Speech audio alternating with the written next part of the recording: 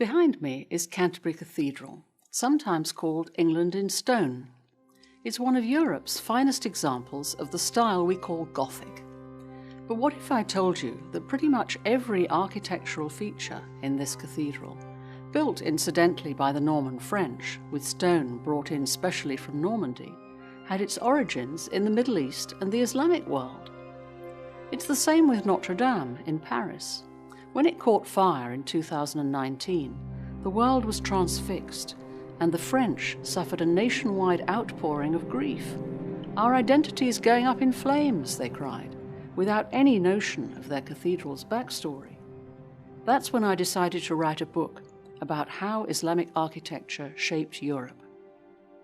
So let's take a quick architectural journey to see how cultures and religions interact and interweave in all kinds of ways that challenge assumptions we may make about our national history and heritage.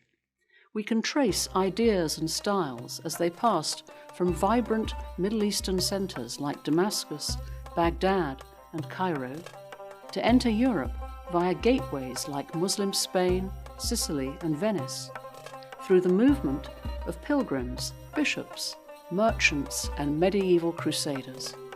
It's a rich tale of cultural exchange that will help you see some of Europe's and even America's iconic landmarks with new eyes. We'll start with the Twin Tower cathedral style so familiar to us from Canterbury and Notre Dame in Paris. The first church in that style dates from the 5th century and still stands on a remote hilltop in war-torn Syria. It's called Kalb Lawze, meaning heart of the almond, and it's just one among thousands of churches scattered over the wild and magical hills west of Aleppo. These churches were built to serve the Byzantine settlements, known today as the Dead Cities. Syria in stone, you could say, and collectively they represent the transition from Roman paganism to the zeal of early Christianity. When the first Muslims arrived in Syria, adopting Damascus as their capital, they absorbed and learnt from the earlier Byzantine, Hellenistic, and Persian civilizations, gradually synthesizing their architectural styles into something new and distinct. Among these early Muslim innovations were trefoil arches, triple arches, first seen inside the Muslim shrine of the Dome of the Rock in Jerusalem, then developed further in Muslim Spain at the Córdoba Mesquita, where they were elaborated into decorative cinquefoil arches, that's with 5 arches instead of 3, and multifoil arches. They covered every surface with great energy and flair. The early Muslims loved arches. "The arch never sleeps," runs the proverb. As for the pointed arch, that first entered Europe thanks to Amalfi merchants in Italy trading with Cairo.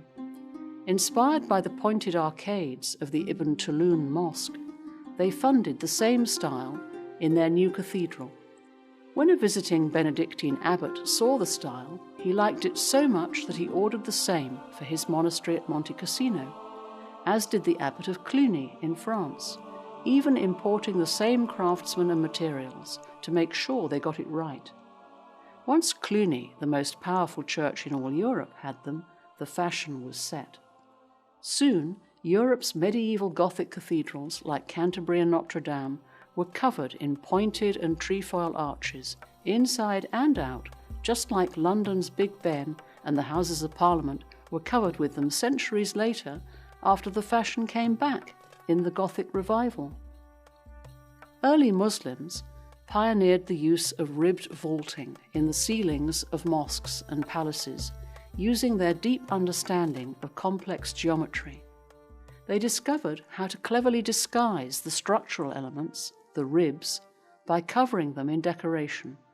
Their technique was brought to Europe by Muslim masons via Muslim Spain and Norman Sicily, and was then further refined over the centuries by Christian craftsmen till it reached the peak of perfection in the fan-vaulted ceiling of King's College Chapel in Cambridge. Medieval stained glass in cathedrals like Chartres and Canterbury was shipped into Europe from Syria the world leader in glass production. Venetian glass recipes specified cinders of Syria to give the best quality and luster, while Venetian craftsmen learnt from Syrian techniques. The concept of heraldry originated on the plains of Syria, where crusaders first saw Saracen knights on horseback holding jousting tournaments, and the fleur-de-lis, now universally recognized as the national symbol of France, appeared for the first time as a blazon for the Muslim ruler Nur ad-Din.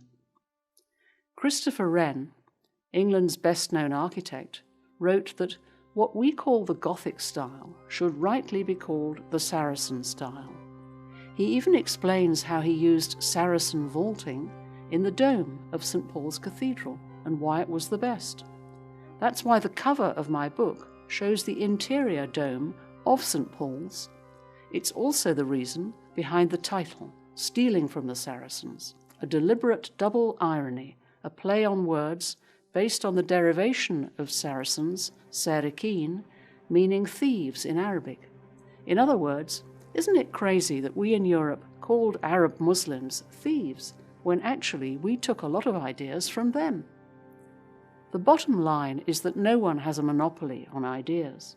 Everyone's contribution needs to be acknowledged, no matter where it comes from. No one owns science, just as no one owns architecture. Cultures are intertwined, and everything builds on everything else. I'm Diana Dark, in collaboration with the Amir Stein Centre.